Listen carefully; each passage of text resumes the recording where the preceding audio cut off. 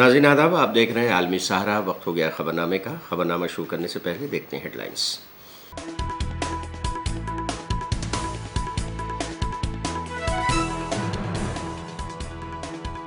नीति आयोग की मीटिंग अधूरी छोड़कर बाहर आई ममता बनर्जी, बोलने से रोके जाने का लगा इल्जाम। भुवनेश्वर में रेलवे की बड़ी लापरवाही आई सामने। एक ही ट्रैक पर आई एक साथ 4 ट्रेनें, हादसा होते होते टला।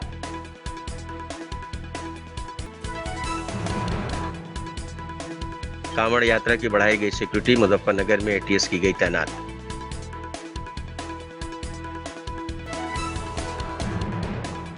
पेरिस में ओलंपिक 2024 की इफ्तिताही तकरीब का हुआ शानदार आगाज। और पेरिस ओलंपिक में हिंदुस्तान को पहला तमगा मिलना तकरीबन तय। तीरंदाजी में हिंदुस्तान को तमगा मिलेगा, हिंदुस्तान के लिए एक शानदार खबर।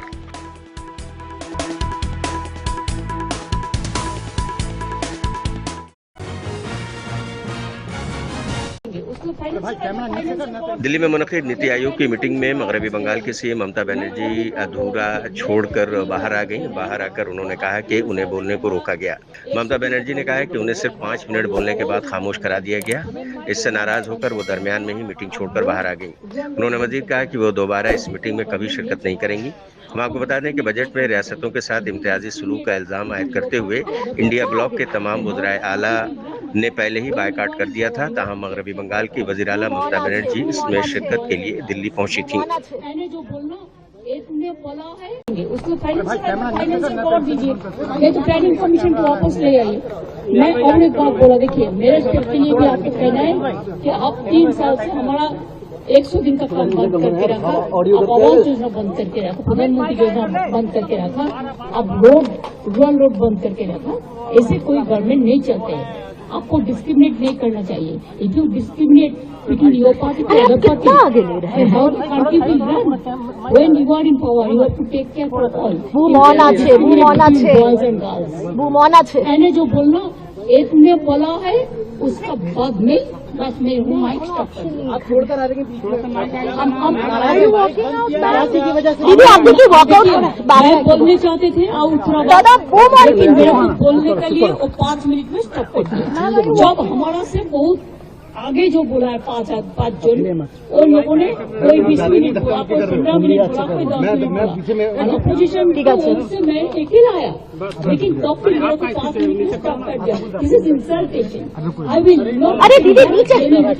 Honorable Chief Minister of West Bengal, Mamata Banerjee, was here attending the Niti Aayog meeting, which is being under the chairmanship of Honorable Prime Minister. We all heard her, even as she spoke. Every Chief Minister was given an allotted time, and that was displayed on the screen which was present before every table. We could see 2 tables would have a screen before us, and we could see before us the respective Chief Ministers speaking. So did we watch so many Chief Ministers speaking, as was Mamata Banerjee ji also speaking. But apparently she is now conveyed to the media, or conveyed through the media, that her mic was put off. That is completely false.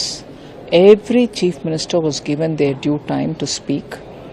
If they wanted an extra time, when the meeting which is being chaired by the Prime Minister, but the organizing of the meeting is being done by Senior Minister Shri Rajnath Singh, Raksha Mantri ji. At the end of the time of allotted time of the Chief Minister, Rajnath ji would tap on the mic, so it would go audibly. You will hear a tick noise. It has been done for all Chief Ministers, but it's unfortunate that the Chief Minister of West Bengal, Mamata Banerjee, has claimed that as switching off her mic, which is not true, and it is unfortunate because we were quite happy that she participates in this meeting, puts forth her case, speaks for West Bengal, and as she said in the meeting, she spoke for all the opposition. But even as she was doing it, and we were hearing, as per the procedure, if she is reminded that her time is over, even with the mic on, she could have requested that she is going to continue speaking like some other Chief Ministers did. she could have continued speaking as long as she wanted, like some chief ministers did. But she chose to use that as a excuse so that she can get out of the meeting.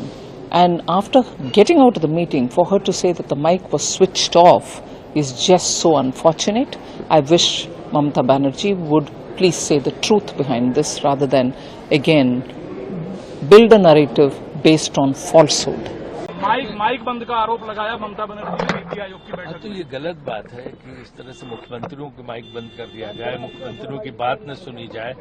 हम भी योजना मंत्री रहे हैं, योजना आयोग देखा है, हर मुख्यमंत्री की बात सुनी जाती, विपक्ष के मुख्यमंत्रियों की विशेष रूप से बात सुनी जाती, उनकी समस्याएं अगर वो नहीं जो है सुना रहे हैं, वो सुनना चाह रही सरकार, तो गलत है। नीति आयोग को इस बात पर ध्यान देना चाहिए। तो ममता बनर्जी के साथ जो किया है उचित नहीं है। पीएम के मुख्यमंत्री ने, कांग्रेस के मुख्यमंत्रियों ने भी बहिष्कार किया, इसीलिए बहिष्कार किया कि नीति आयोग को निष्पक्ष होना पड़ेगा।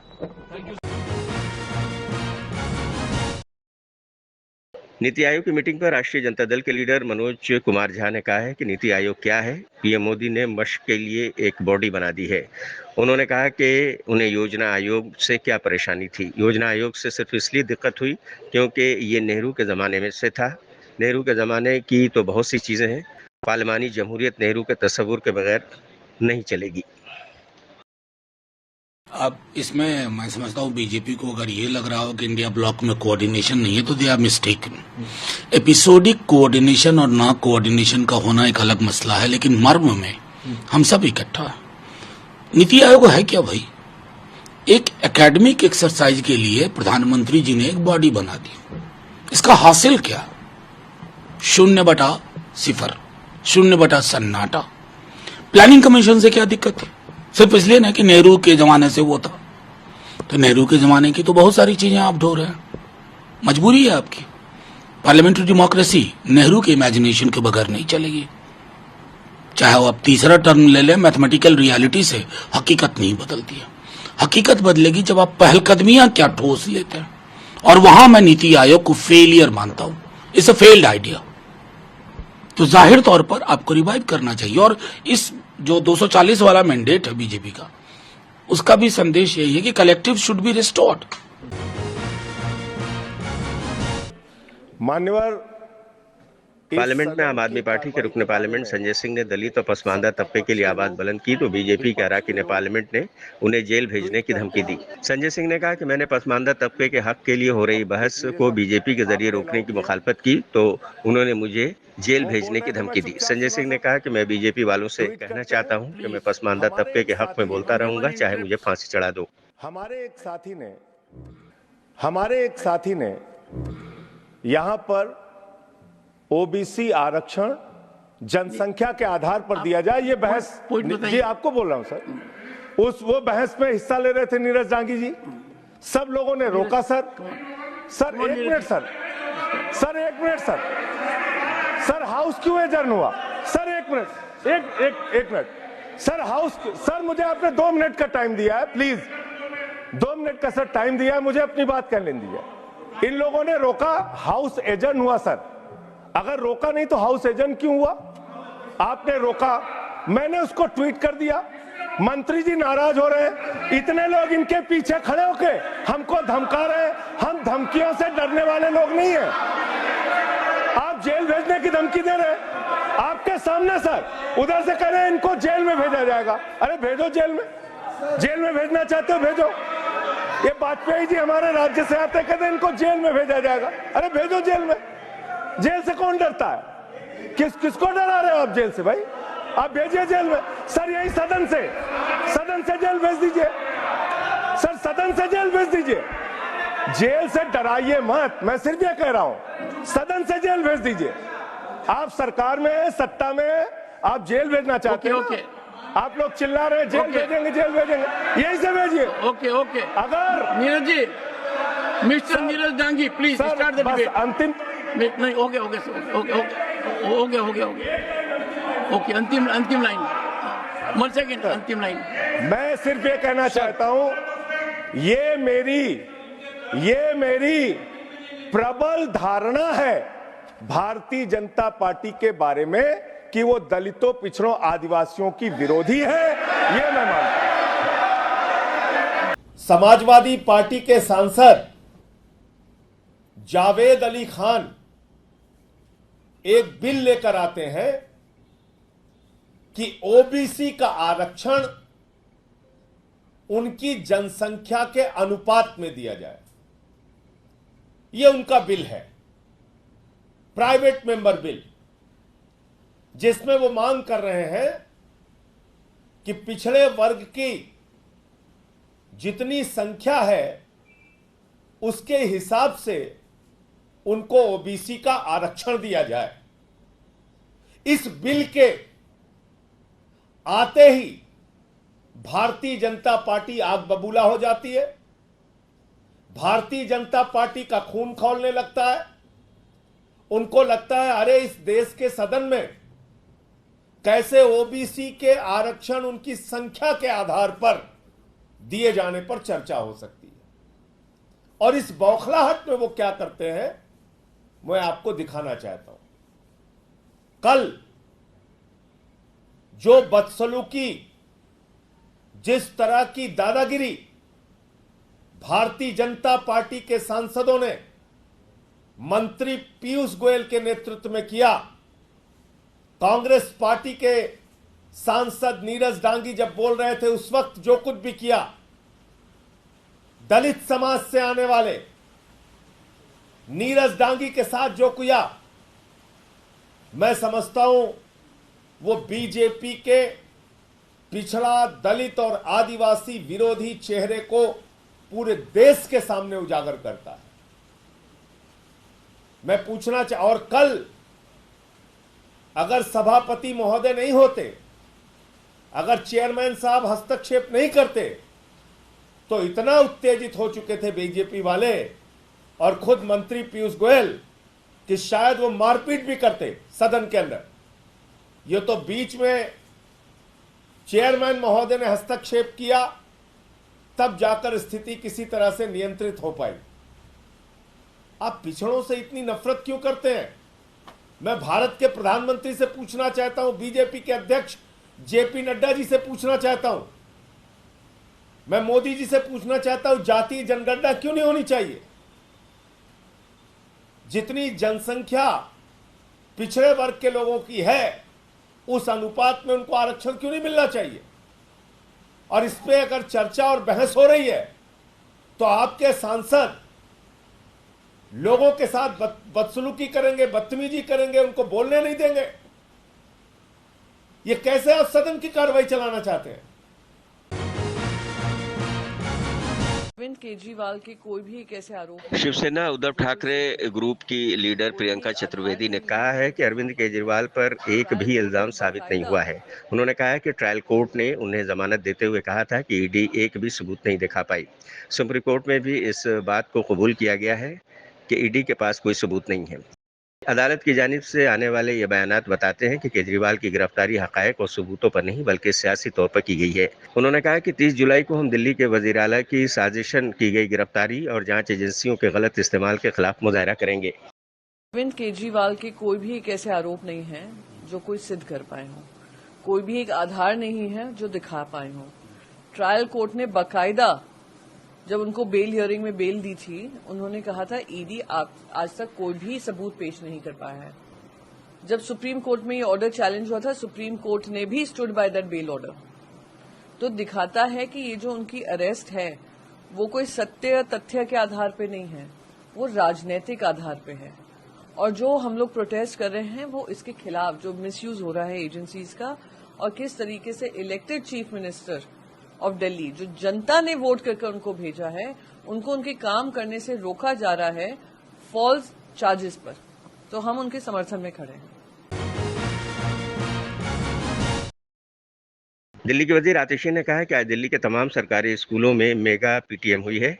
हमने आज सभी पेरेंट्स को बुलाया था। उन्होंने कहा कि अरविंद केजरीवाल सरकार के इख्तिदार में आने से पहले सरकारी स्कूलों में कभी भी पीटीएम नहीं होती थी। सरकारी स्कूलों में पेरेंट्स को कभी भी नहीं बुलाया जाता था, लेकिन पीटीएम मीटिंग शुरू हो गई है क्योंकि अरविंद केजरीवाल की सरकार दिल्ली के हर बच्चे को बेहतर तालीम देने के लिए पाबंद अहद है। दिल्ली के सभी सरकारी स्कूलों में मेगा पीटीएम है, पेरेंट टीचर मीटिंग है। दिल्ली सरकार के स्कूलों में भी, एमसीडी के स्कूलों में भी आज के दिन सारे माता पिता को हमने बुलाया है। जैसा आपको पता है कि अरविंद केजरीवाल जी की सरकार आने से पहले सरकारी स्कूलों में कभी पीटीएम नहीं होती थी, सरकारी स्कूलों में कभी माता पिता को नहीं बुलाया जाता था। लेकिन पीटीएम की प्रक्रिया शुरू हुई क्योंकि अरविंद केजरीवाल जी की सरकार प्रतिबद्ध है दिल्ली के हर बच्चे को, चाहे वो अमीर परिवार से आता हो चाहे वो गरीब परिवार से आता हो, उनको अच्छी से अच्छी शिक्षा देने के लिए। तो आज मेगा पीटीएम है। इसी तरह से रेगुलर बेसिस पे हम पेरेंट्स को बुलाते हैं। ना सिर्फ इतना, आप यहाँ पे देख भी रहे हैं जिस स्कूल में हम खड़े हैं इसकी भी नई बिल्डिंग बनी है। इसी तरह से दिल्ली के सभी स्कूलों को अच्छा इंफ्रास्ट्रक्चर देने का प्रयास चल रहा है कि दिल्ली के सारे बच्चे चाहे वो अमीर परिवार से हो गरीब परिवार से हो, उनको बेस्ट ऑफ बेस्ट एजुकेशन मिलनी चाहिए। पीटीएम तो हमेशा होती रही है, आज वो मेगा पीटीएम में क्या खास है? देखिए, एक इसमें खास बात है कि अब दिल्ली सरकार के स्कूलों में और एमसीडी के स्कूलों में एक साथ पीटीएम होती है। पहले एमसीडी के स्कूलों में कम ही एजुकेशनल एक्टिविटीज होती थी, कम ही शिक्षा पे इतना ध्यान दिया जाता था। अब सब पेरेंट्स को पता है कि एक दिन जिस दिन पीटीएम होगी हमें अपना समय निकालना है और अपने बच्चों के स्कूलों में जाना है। हमारा मकसद ये है कि जितना ज्यादा से ज्यादा माता पिता की भागीदारी होगी उतना बच्चों की पढ़ाई लिखाई का स्तर बेहतर होगा। भुवनेश्वर में रेलवे की एक बड़ी लापरवाही सामने आई है। भुवनेश्वर के लिंगराज स्टेशन पर एक पटरी पर 4 ट्रेनें एक साथ आ गईं, जिसके बाद अफरा तफरी का माहौल पैदा हो गया, मगर खैरियत ये रही कि कोई बड़ा हादसा नहीं हुआ। रेलवे इंतजामिया इस लापरवाही की जांच कर रही है।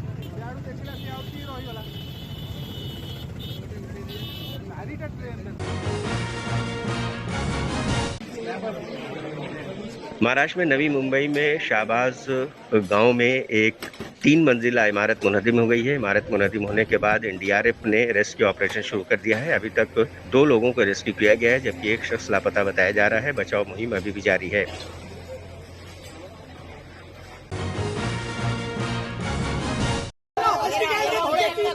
मेरठ दिल्ली एक्सप्रेस वे पर कांवड़ियों के जरिए मुस्लिम शख्स की पिटाई की गई है। कांवड़ियों ने कार से टक्कर लगने का इल्जाम लगाते हुए कार में मौजूद 4 लोगों पर जानलेवा हमला कर दिया।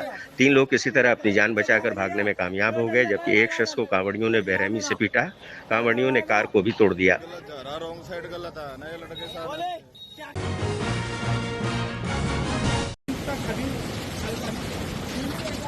उत्तराखंड के चमोली जिले में लगातार हो रही बारिश की वजह से बद्रीनाथ की अलकनंदा नदी की आबी सतह में इजाफा हो गया है, जिसकी वजह से नदी किनारे रहने वाले लोगों को महफूज मकामात पर पहुंचाया गया है।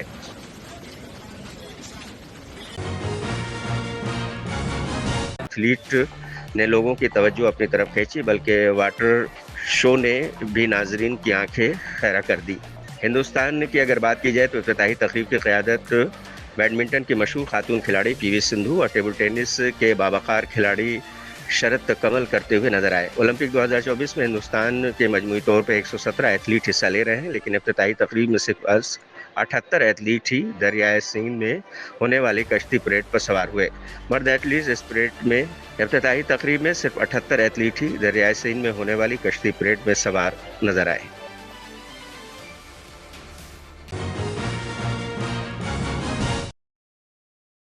हिंदुस्तान ने पेरिस ओलंपिक 2024 में तीरंदाजी के मुकाबले में हिस्सा लेकर अपनी मुहिम का आगाज़ किया। रैंकिंग राउंड में हिंदुस्तान की मर्दों और ख़वातीन की टीमें टॉप 4 में रहकर बराह रास्त क्वार्टर फाइनल में दाखिल हुई हैं। अब तमगा जीतने का रास्ता खासतौर पर हिंदुस्तानी मर्दों की टीम के लिए आसान नजर आ रहा है, क्योंकि फाइनल से कबल हिंदुस्तान का मुकाबला आलमी नंबर 1 टीम जनूबी अफ्रीका से नहीं होगा। रैंकिंग राउंड में तुर्की 6ठे और कोलंबिया 11वें नंबर पर है। कवायद के मुताबिक 5वें से 12वें नंबर पर आने वाली टीमों को प्री क्वार्टर फाइनल के चैलेंज पर काबू पाकर टॉप 8 में जगह बनानी होती है।